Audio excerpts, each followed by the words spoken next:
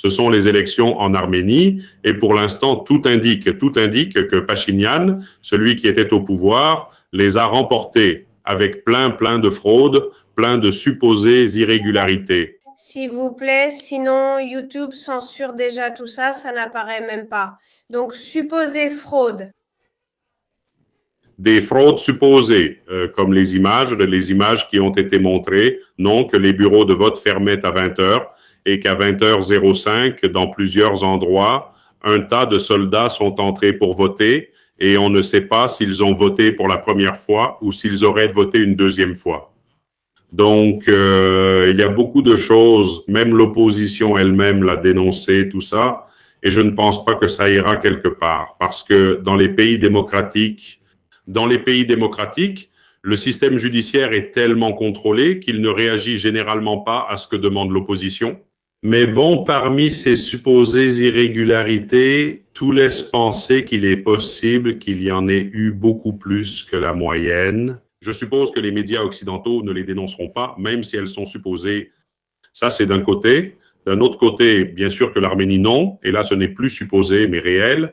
Ils n'ont laissé personne voter, c'est-à-dire la grande majorité des Arméniens qui vivent à l'étranger. Et c'est vrai qu'il y a plus d'Arméniens vivant à l'extérieur qu'à l'intérieur du pays. Ils ne leur ont pas permis de voter. Il n'y a eu aucun bureau de vote à l'étranger. Rien. Rien, pas un seul, non. Il se trouve que le pays où vivent le plus d'Arméniens avec un passeport arménien, bien sûr, et là-bas, évidemment, le vote objectif de ces gens n'est pas aussi objectif que Pachinian le souhaiterait. Alors, si les Moldaves, à l'époque, ont simplement envoyé peu de bulletins, c'est-à-dire que pour des millions de personnes, ils ont envoyé 100 000 bulletins et ils sont restés comme ça. Les Arméniens, au lieu de ça, non, ils ne laissent jamais leurs citoyens à l'étranger voter. C'est vrai qu'il y a eu quelques petits malins arméniens ont dit « Oui, puisque c'est le week-end, j'irai en Arménie et qu'il y a pas mal de vols depuis la Russie, j'irai et je voterai pour ce que je veux. » Eh bien, les hommes qui arrivaient massivement à l'aéroport d'Erevan ont été appelés sous les drapeaux. Non, parce qu'il s'agit d'une sorte d'entraînement militaire de 4 semaines. Ils les ont directement appelés sous les drapeaux à l'aéroport. Et tu ne peux pas refuser en tant que citoyen arménien. Et ils n'ont pas pu voter, bien sûr. Ou ils n'ont pas pu voter, ou alors, selon ce que dénoncent certaines autres personnes, on leur a directement posé beaucoup de problèmes. Une fois déjà dans les casernes militaires, n'est-ce pas ? Avec des menaces physiques, avec des menaces que ces 4 semaines, en réalité, ils peuvent les envoyer dans des endroits dangereux ou leur rendre la vie impossible. Donc, voilà. Voici quelques exemples, n'est-ce pas? Comme toujours, cela se retrouve dans de nombreux pays, pas seulement post-soviétiques. Il y a beaucoup d'endroits concernés. Donc, voilà, nous avons eu ces élections avec ces soi-disant irrégularités ou certaines qui ne sont pas si supposées que ça. Et Pachinian a gagné avec 40 et quelques, presque 50%, et finalement 3 partis sont passés. Au début, Pachinian a besoin de 54% des voix pour former un gouvernement, mais il ne semble pas qu'il puisse le former, même si Pachinian est convaincu que oui. Il a sûrement déjà des accords ou a acheté certains députés de l'autre camp, ce qui se pratique aussi et ne serait pas un scandale si cela arrivait. Mais bon, je suppose que ce sera un scandale très démocratique que aucun média occidental ne va dénoncer, bien sûr. Mais la lecture, c'est que Pachinian semble pour l'instant avoir le champ libre. Non, le feu vert pour mener à bien son programme. Eh bien, Pachinian est, disons, un agent sorosien, parce qu'il travaillait pour Soros, en gros, non? En tant que journaliste, en tant qu'activiste, ce qui peut désormais mener l'Arménie, si les Arméniens sont d'accord avec eux, qu'ils fassent ce qu'ils veulent, après tout, c'est un pays souverain, vers une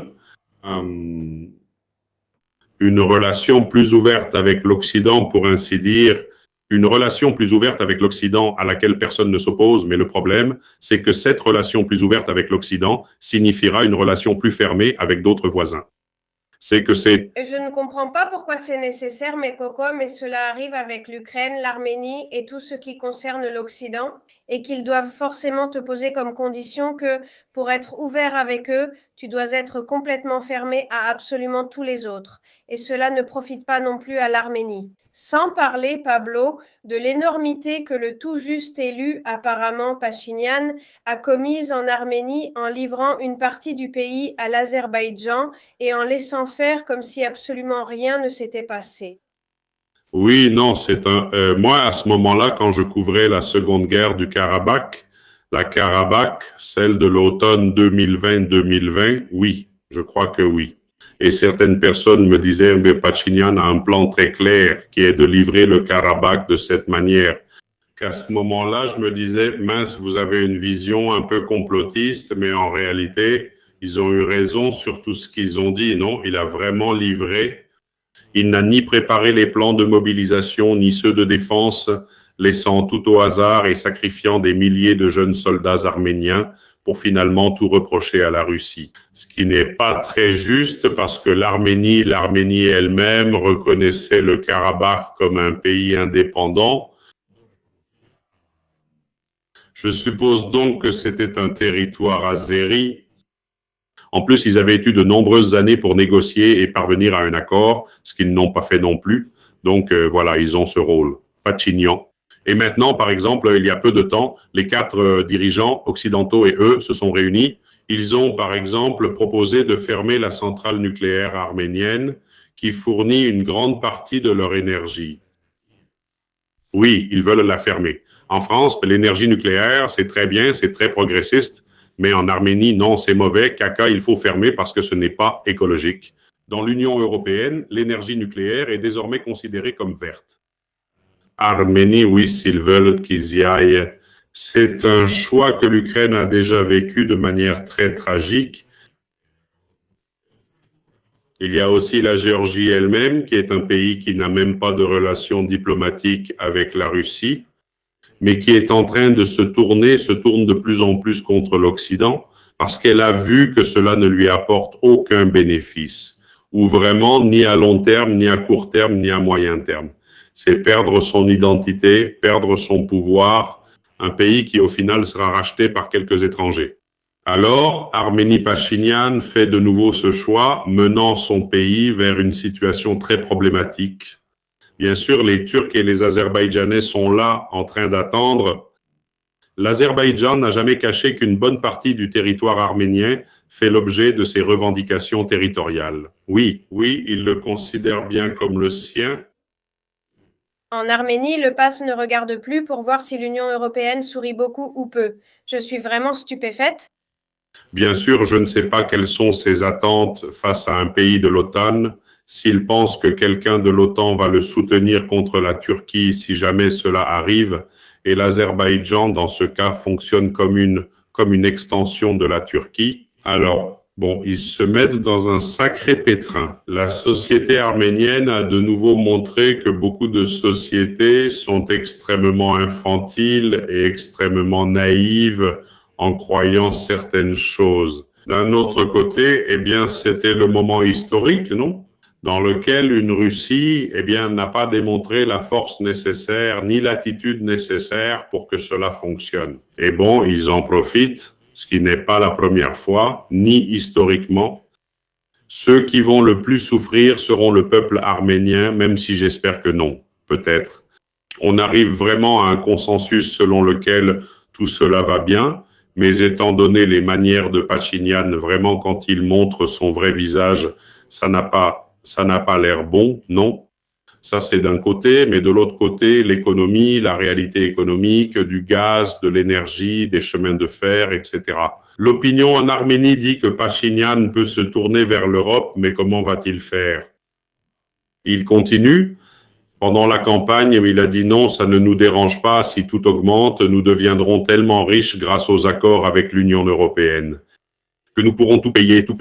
Que ça ne va pas tout payer. Bien sûr, il croit, comme toujours, comme en Ukraine, comme partout, que ça va être un flot d'argent venant de l'Union européenne, et ils ne se rendent pas compte que le flot d'argent de l'Union européenne, s'il arrive, arrive sous d'autres conditions, comme par exemple en Ukraine, où ils ont déjà vendu tout le pays.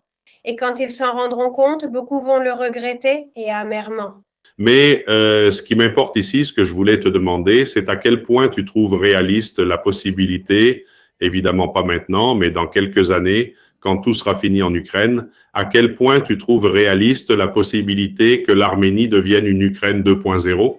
Comme ça, je ne le crois pas. Tout dépendra de l'attitude de l'Azerbaïdjan et de la Turquie s'ils voient le moment d'attaquer l'Arménie, parce qu'en réalité, l'Arménie est beaucoup plus petite. Une opération militaire contre ce pays, à un moment donné, vu la désorganisation que met en place Pachinian, vu ses faibles ressources, cela peut être une opération vraiment rapide. De plus, les Azerbaïdjanais et les Turcs ont déjà eu du succès au Karabakh, qui était une région, d'accord, beaucoup plus petite, mais avec un relief plus difficile. Alors qu'en réalité, en entrant en Arménie, il y a beaucoup plus de plaines, même s'il y a une montagne et tout ça, mais il y a aussi beaucoup de plaines. Il pourrait le faire très rapidement. J'espère qu'on n'en arrivera pas là, à une situation comme celle de l'Ukraine. Et s'il y a des actions de guerre, cela durera beaucoup moins longtemps et soit l'Arménie cessera d'exister telle que nous la connaissons dans un délai très court, soit, ce qui est aussi très possible, la Russie, avec un peu d'aide de l'Iran, interviendra pour défendre l'Arménie. L'Iran, pourquoi est-ce que je dis l'Iran? Parce que l'Iran voit avec beaucoup de prudence l'expansion turque dans la région. Cela ne fait pas partie de ses options. Et la Russie, eh bien, c'est historique. Tu crois que la Russie interviendrait pour l'Arménie? Parce qu'on voit aussi les précédents. Je comprends que c'est différent, mais j'essaie de me mettre à la place de ceux qui nous regardent. Nous avons cette pratique, n'est-ce pas, où la Fédération de Russie aide, elle aide Cuba, elle aide le Venezuela, mais elle aide jusqu'à un certain point, elle aide jusqu'à la limite des accords militaires. Donc, évidemment, Pachinian ne voudra pas que la Russie aide l'Arménie, c'est-à-dire que la Russie interviendrait contre Pachinian. Penses-tu qu'il y ait une volonté politique pour cela? Cela dépendra du moment, de la situation et de l'intérêt global. Mais les relations russo-arméniennes existent depuis des centaines d'années et la présence des Arméniens dans la société russe est massive. Par conséquent, je pense que c'est l'un des peuples les plus proches, probablement parmi les peuples non slaves, les plus proches avec les Géorgiens, par exemple. Pourquoi pas? De même, avec les Kazakhs ou même avec les Azerbaïdjanais, c'est l'un des peuples les plus proches. Par conséquent, l'Arménie n'est pas indifférente à la Russie, ce qui, bien sûr, est le cas de la Russie aujourd'hui. Eh bien, elle est un peu distraite en ce moment et elle laisse aussi de la place pour agir. L'Arménie a pu faire énormément grâce à ses relations avec la Russie, aux investissements, le pays s'est modernisé, les chemins de fer sont gérés par RZ, l'entreprise russe de chemins de fer, et donc, on parle encore de ça, non? Comme d'habitude, la Russie a beaucoup investi dans les chemins de fer arméniens et maintenant Pachinian veut les nationaliser. Eh bien, nous verrons s'il le fait, comment il le fait et toutes ces choses, n'est-ce pas? Nous verrons aussi si l'Union européenne l'oblige à fermer la centrale nucléaire et si Pachinian doit commencer à acheter du gaz au prix du marché. L'Arménie n'est pas une puissance industrielle. Et des puissances agricoles, aujourd'hui, ça n'existe pas. Ça n'existe pas, ça n'intéresse personne. Merci surtout à l'Union européenne. L'Union européenne, la seule chose qu'elle peut prendre là-bas, ce sont des ressources naturelles et de la main-d'œuvre. Rien de plus. Cette expansion ne va pas avoir lieu, on ne va pas créer une seconde Suisse là-bas. On va simplement créer plus de périphéries pour l'Union européenne. Dans l'Empire romain, ceux qui vivaient le mieux, c'était à Rome. L'Empire romain, quand il s'étendait, n'apportait pas le bien-être romain à toutes ces régions. Il ne leur donnait même pas la citoyenneté. Les Romains, n'est-ce pas, les citoyens romains disons, d'Italie, de l'actuelle Italie et toute la périphérie, ce sont des classes extrêmement différentes, n'est-ce pas? de citoyens donc. Et c'est toujours comme ça. C'est encore d'actualité aujourd'hui. Alors, eh bien, je te le redis, c'est leur choix, mais on le leur a vendu, on le leur a très bien vendu. On en parlera une autre fois quand on aura plus de temps.